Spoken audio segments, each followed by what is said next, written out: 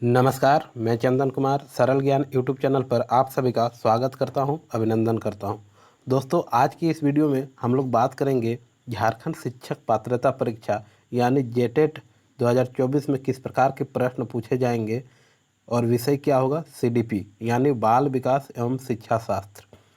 इसमें पूछे जाने वाले महत्वपूर्ण संभावित प्रश्न लेकर हम आए हैं आपके लिए, जो कि 30 एमसीक्यू यानी मॉडल प्रैक्टिस सेट के रूप में है। ठीक है, तो वीडियो में अंत तक बने रहेंगे। सभी प्रश्न परीक्षा की दृष्टि से अत्यंत महत्वपूर्ण है।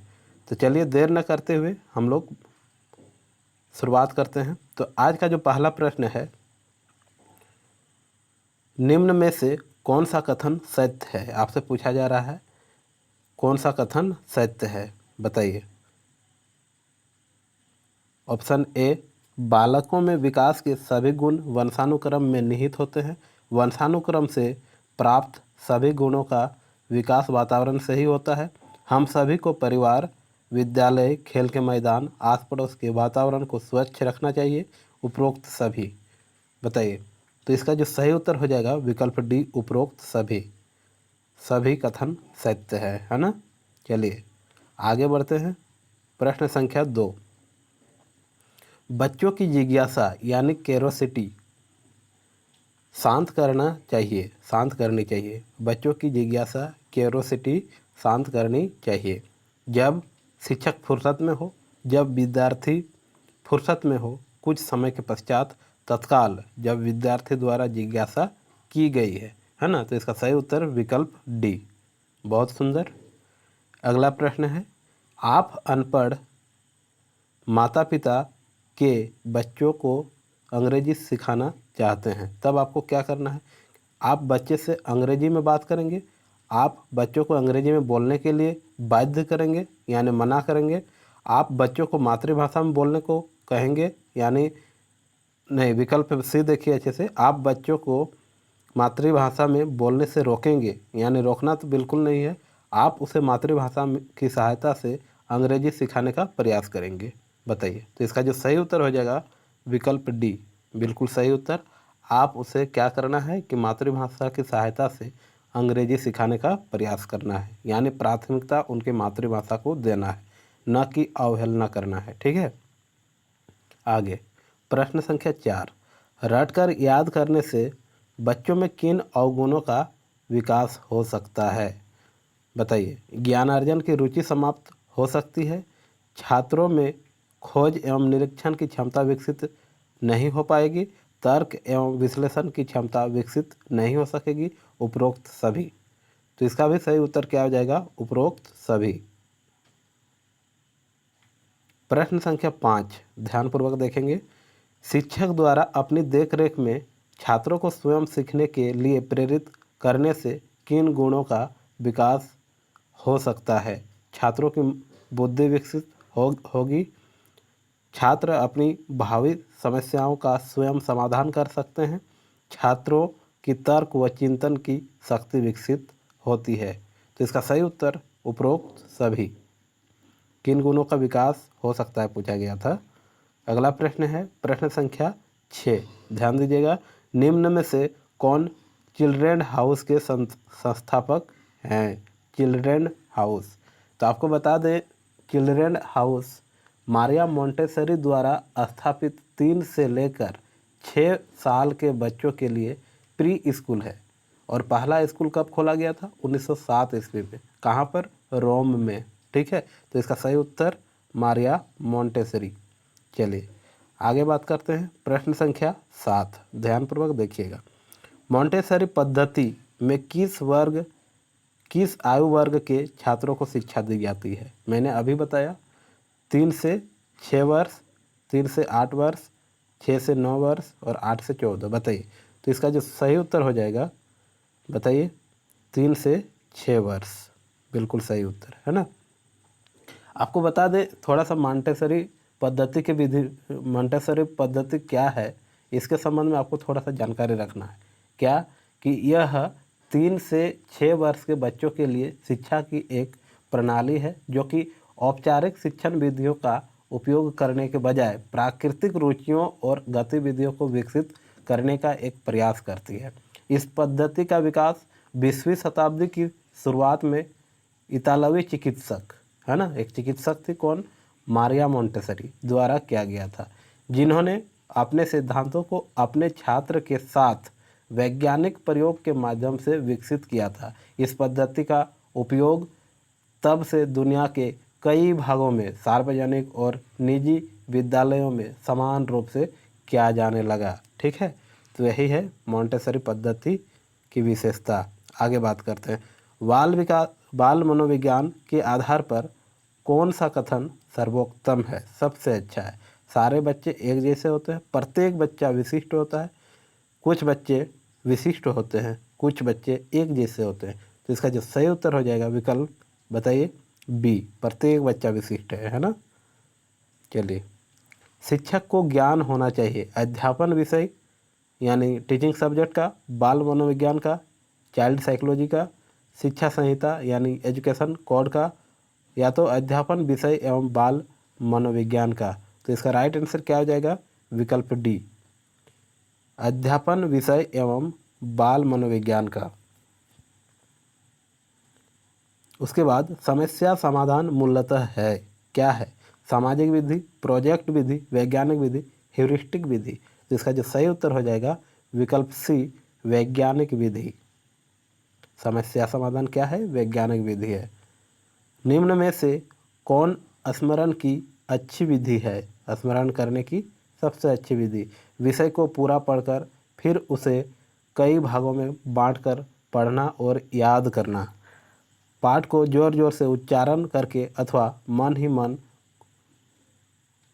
मन को पाठ को याद करना, फिर विषय को समझते हुए याद करना, उपयुक्त सभी। यहाँ सी सबसे अच्छी विधि है, इसकी स्मृति अस्थायी होती है। बताइए क्या हो सकता है इसका सही उत्तर, आपको बताना है। तो इसका जो सही उत्तर हो जाएगा विकल्प डी, है ना। चलिए, मानव व्यक्ति परिणाम है केवल आनुवंशिकता का, पालन पोषण और शिक्षा का, आनुवंशिकता और वातावरण की अंतःक्रिया का, केवल वातावरण का। बहुत महत्वपूर्ण प्रश्न और ये आप जानते होंगे। तो इसका सही उत्तर क्या हो जाएगा? आनुवंशिकता और वातावरण यानी हेरिडिटी और इन्वायरमेंट की अंतःक्रिया का।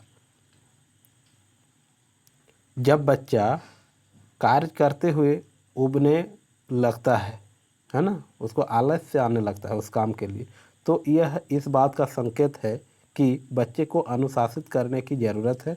संभवतः कार्य यांत्रिक रूप से बार बार हो रहा है, बच्चा बुद्धिमान नहीं है, बच्चे में सीखने की योग्यता नहीं है।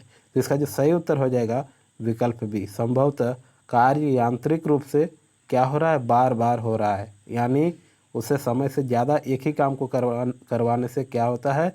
बच्चे इरिटेट होने लगते हैं, है ना। चलिए, प्रश्न संख्या 14, निम्न में से कौन सा कथन सत्य है? शांत और स्वस्थपूर्ण वातावरण याद करने अथवा सीखने हेतु सबसे उपयुक्त है। प्रातः काल में वातावरण शांत एवं स्वच्छ होता है, इस समय शीघ्रता से याद होता है। किसी विषय को स्मरण करके यदि हम विश्राम करें अथवा सो जाएं तो स्मृति चिन्ह मस्तिष्क में स्पष्ट रूप से अंकित हो जाते हैं। उपरोक्त सभी कथन सत्य है। तो इसका जो सही उत्तर हो जाएगा 14 का विकल्प बी, प्रातः काल में वातावरण शांत और क्या होता है? स्वच्छ होता है, इस समय शीघ्रता से याद होता है। इसीलिए बच्चों को कहना चाहिए कि प्रातः काल उठकर पढ़ाई करें, है ना। आगे, सीखने की क्रिया सूझ या अंतर्दृष्टि द्वारा होती है। सबसे पहले आपको बताना है कि सूझ या अंतर्दृष्टि का सिद्धांत किसने दिया, और वही कहे थे कि सीखने की क्रिया जो है सूझ या अंतर्दृष्टि द्वारा होती है। ऑप्शन है आपके पास कोहलर, स्किनर, क्लार्क, एल हल, स्किनर। तो इसका जो राइट आंसर हो जाएगा विकल्प ए, कोहलर का ये सिद्धांत है, सूझ या अंतर्दृष्टि का सिद्धांत। तो फिर बात करते हैं आगे स्किनर का सिद्धांत फिर क्या है। तो स्किनर का सिद्धांत क्रियाप्रसूत का सिद्धांत। फिर अगर हल की बात करें तो सबलीकरण का सिद्धांत इन्होंने दिया था हल ने, है ना। चलिए आगे बात करते हैं।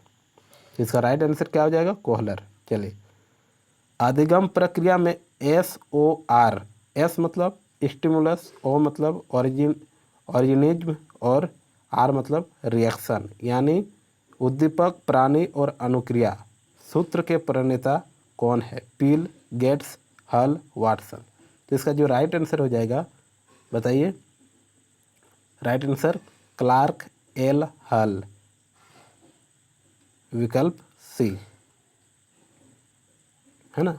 चलिए, विकल्प सी इस प्रश्न का सही उत्तर हो जाएगा।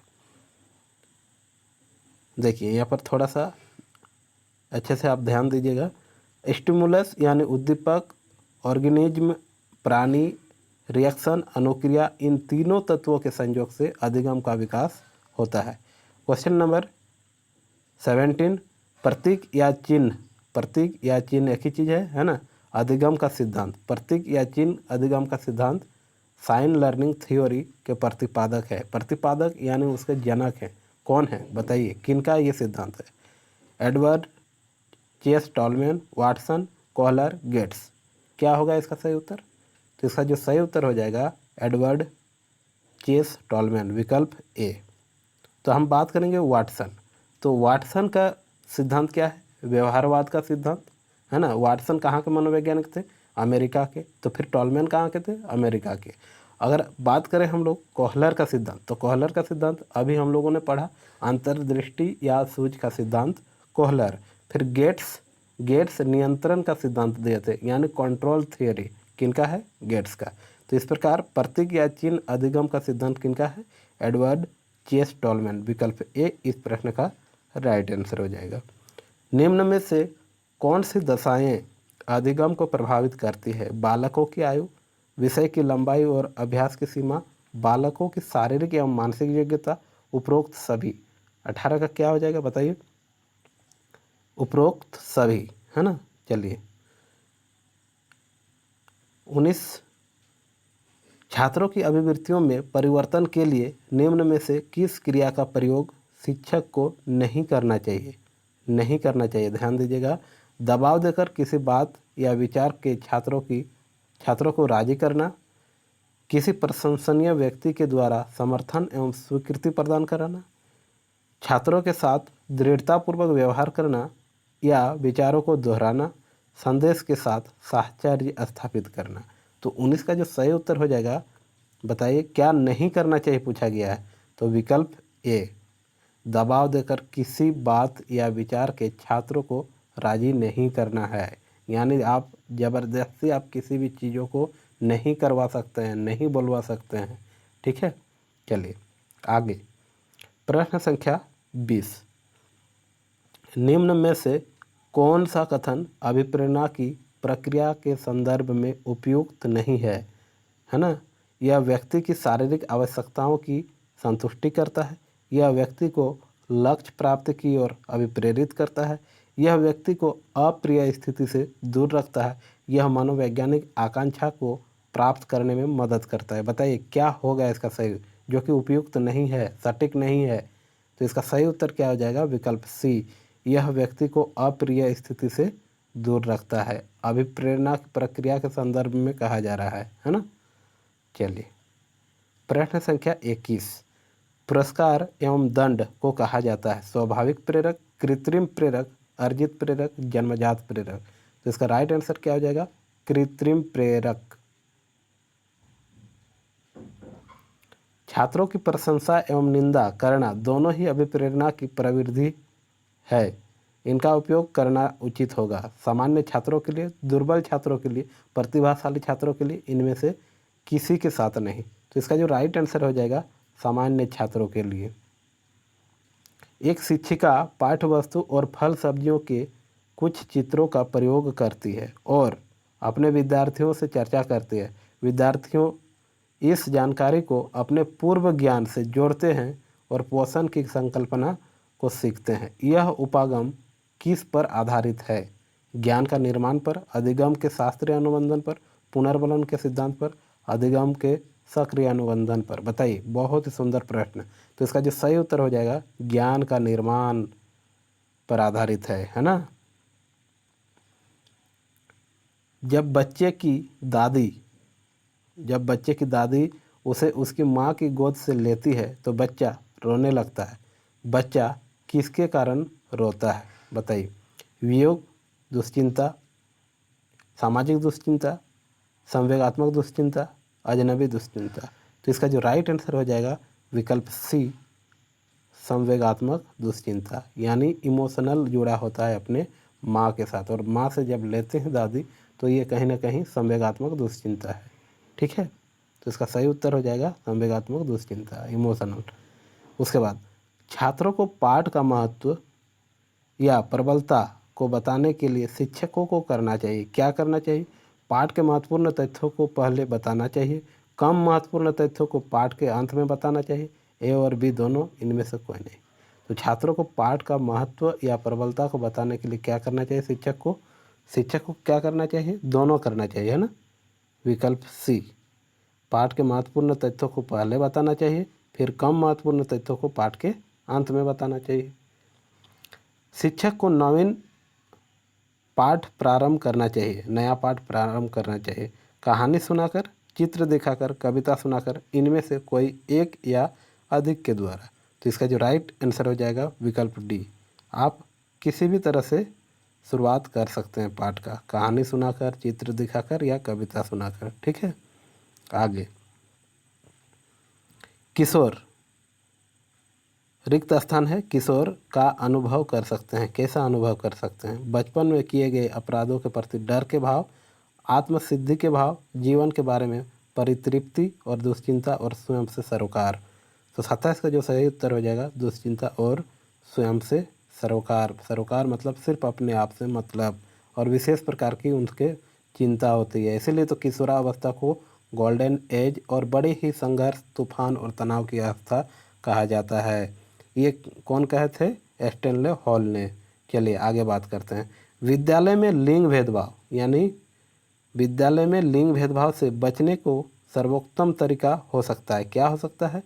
पुरुष एवं महिला शिक्षकों को समान संख्या में भर्ती कराना, विद्यालय में लिंग भेदभाव को दूर करने के लिए नियम बनाना और कड़ाई यानी सख्ती से उसका पालन करवाना, संगीत प्रतियोगिता के लिए लड़कियों की अपेक्षा अधिक लड़कों का चयन करना, शिक्षक द्वारा उनके लिंग पक्षपातपूर्ण व्यवहार